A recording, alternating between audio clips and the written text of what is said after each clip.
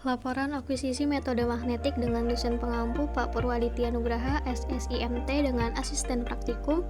Yang pertama Bang Sebastian Fernando dengan NIM 121120040.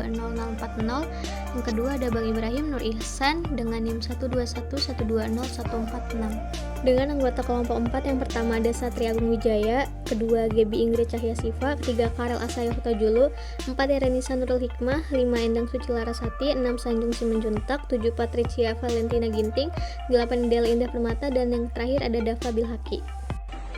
Adapun tujuan dari dilakukannya penelitian ini yang pertama, dapat mengetahui koreksi variasi harian, nilai anomali total magnetic intensitas atau TMI, dan koreksi IGRF, serta dapat mengetahui pola anomali pada peta total magnetic intensitas atau TMI. Selanjutnya yang kedua, yaitu dapat melakukan pengolahan data, perbedaan, serta mengetahui manfaat dengan menggunakan anomali enchantment yang terdiri dari TDR, TDX, Theta, serta SPD. Serta yang ketiga yaitu dapat memahami analisis spektral, kedalaman analisis spektral dengan menggunakan berbagai filter, serta dapat memisahkan anomali regional dengan anomali residual. Dan yang terakhir dapat memahami proses forward modeling pada data magnetik, serta dapat menginterpretasikannya pada data magnetik. Di sini saya akan menjelaskan bagian dasar teori. Medan magnetik itu merupakan teknik investigasi bawah permukaan yang memanfaatkan adanya variasi suseptibilitas dari suatu batuan. Nah, secara umum metode ini memanfaatkan nilai intensitas medan magnet yang terukur di permukaan bumi. Variasi intensitas medan magnet yang berbeda di permukaan bumi ini mengindikasikan adanya anomali medan magnetik.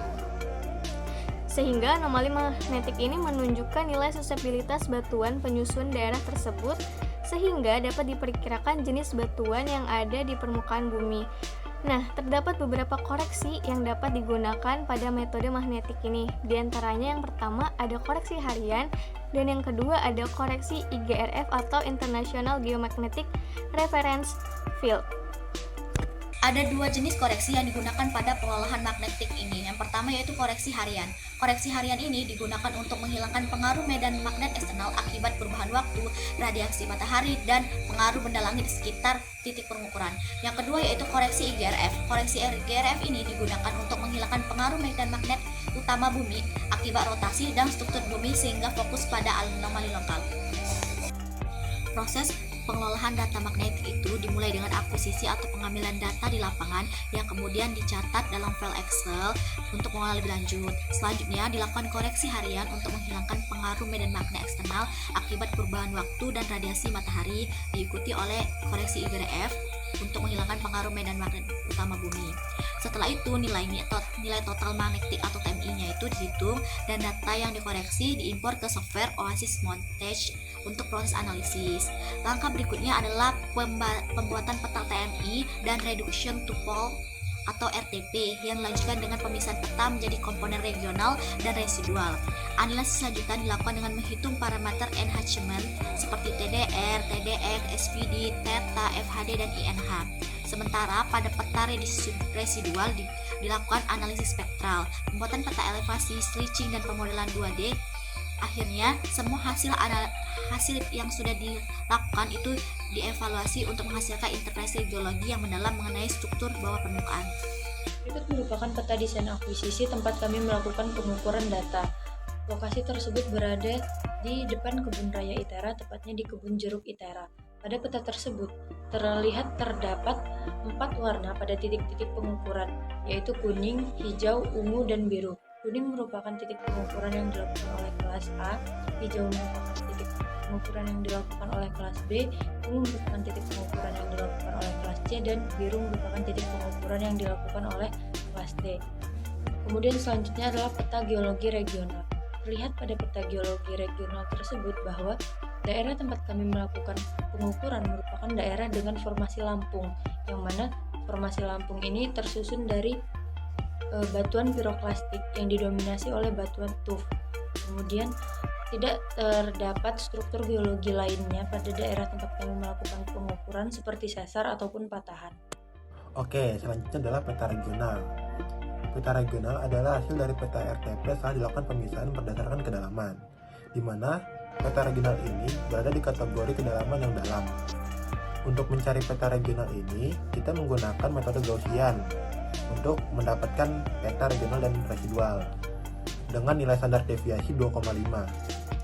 Dari hasil analisis spektral yang telah dilakukan, peta regional ini kita berada di kedalaman 210 meter di bawah permukaan bumi.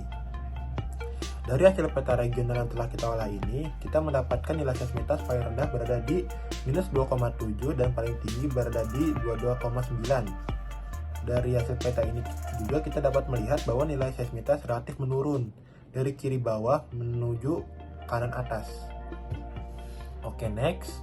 Selanjutnya itu adalah peta residual. Sama seperti regional, ini adalah hasil pemisahan peta RTP, namun dengan kedalaman yang dangkal, kategori kedalaman yang dangkal, di mana peta ini adalah pengurangan dari peta regional dengan peta RTP. Dan dari hasil analisis spektral yang telah kita lakukan, peta residual ini berada di kedalaman 130 meter di bawah permukaan bumi. Dan dari hasil peta regional yang telah kita olah ini, kita mendapatkan nilai seismitas paling rendah berada di -29,5 dan paling tinggi berada di 26,9. Oke, next selanjutnya adalah pemodelan 2 dimensi. Pemodelan 2 dimensi ini adalah penampang dari hasil slicing yang telah kita lakukan terhadap peta residual, di mana peta slicing ini kita dapat lihat pada kolom peta slicing di hasil. Dari hasil pemodelan ini kami membagi menjadi 2 penampang, yaitu TUF dengan nilai seismitas 0,001 dan TUF lempung dengan nilai seismitas 0,0004. Dari hasil pemodelan yang telah kita lakukan, pemodelan ini kami mendapatkan nilai error sebesar 0,369%, yang menandakan hasil pemodelan yang telah dilakukan sudah sangat akurat dengan penampang bawah permukaan di nyatanya. Selanjutnya masuk pada enhancement peta theta yang kemungkinan mempresentasikan sudut elevasi dalam konteks geofisika atau pengolahan sinyal. Skala warna di sisi kanan peta menunjukkan rentang nilai dari 0,1267 hingga 1,7194 radian, dengan warna merah dan mewakili nilai tertinggi dan warna biru mewakili nilai terendah. Distribusi warna pada peta menunjukkan variasi spasial yang signifikan dalam peta. Area dengan nilai tertinggi terkonsentrasi di sisi kiri peta dan beberapa nilai di sisi kanan. Sedangkan area dengan nilai terendah umumnya terletak di bagian tengah dan beberapa bagian di sisi kanan. Peta theta ini memberikan visualisasi tentang bagaimana nilai theta bervariasi di area yang dipetakan, dan interpretasi yang lebih mendalam memerlukan informasi tambahan mengenai konteks, data, dan metode pengukurannya. Selanjutnya ada peta enhancement FHD. Dari data yang dianalisis, FHD ini membantu mendeteksi perubahan signifikan dalam peta TDR, yang dimana peta ini menggunakan representasi warna untuk memvisualisasikan data, di mana warna-warna berbeda mewakili rentang nilai yang berbeda. Skala warna di sebelah kanan peta menunjukkan hubungan antara warna dan nilai numeriknya, berkisar dari min 1,3882 hingga 1,3605. Titik-titik hitam pada peta kemungkinan itu menunjukkan lokasi pengukuran atau titik data. Secara umum, area berwarna merah dan orange menunjukkan nilai yang lebih tinggi, sedangkan area yang berwarna biru dan hijau menunjukkan nilai yang lebih rendah. Selanjutnya itu ada peta TDX yang memvisualisasikan distribusi nilai di suatu area. Peta ini menggunakan gradasi warna untuk mempresentasikan besaran nilai dengan skala 0,1664 hingga 1,527 rad. Warna merah dan magenta itu menunjukkan area dengan nilai yang tinggi, dan selanjutnya warna biru dan hijau itu mewakili area yang rendah. Umumnya ditemukan di sisi kiri dan beberapa bagian di tengah peta. Terdapat juga pola melingkar atau konsentrasi yang terlihat di beberapa area, ditandai dengan perubahan warna dari biru ke merah. Selanjutnya itu ada peta SVD. Peta SVD ini memvisualisasikan distribusi nilai di area yang dipetakan. Skala warna di sisi kanan gambar menunjukkan rentang nilai dari min 0,1122 hingga 0,092 rad, di mana warna merah dan orange mewakili area yang bernilai positif dan tinggi. Sementara warna biru dan hijau itu mewakili area yang rendah dan mendekati nol. Distribusi warna menunjukkan variasi spasial yang signifikan. Area dengan nilai positif tertinggi terkonsentrasi di beberapa bagian, seperti di bagian tengah atas dan beberapa titik di bagian tengah bawah peta. Sedangkan area dengan nilai negatif dan mendekati nol tersebar di beberapa bagian, terutama di sisi kiri dan beberapa bagian di tengah. Sekian, terima kasih. Peta Total Magnetic Intensity adalah peta yang menunjukkan distribusi anomali magnetik di suatu wilayah. Pada pengolahan data magnetik, untuk mendapatkan nilai TMI yang diinginkan, dilakukan pengolahan data berupa koreksi harian untuk mereduksi efek medan magnetik eksternal bumi. Warna merah kuning pada peta menunjukkan nilai intensitas magnetik batuan yang tinggi. Biasanya merupakan batuan dengan unsur logam tinggi seperti batuan beku. Warna hijau menunjukkan batuan dengan intensitas magnetik sedang. Biasanya batuan yang memiliki nilai intensitas sedang adalah batuan metamorf. Warna biru ungu mengindikasikan batuan dengan nilai intensitas magnetik rendah. Untuk mempertajam anomali magnetik peta EMI yang dihasilkan, maka diperlukan proses transformasi data atau pengolahan data lanjutan.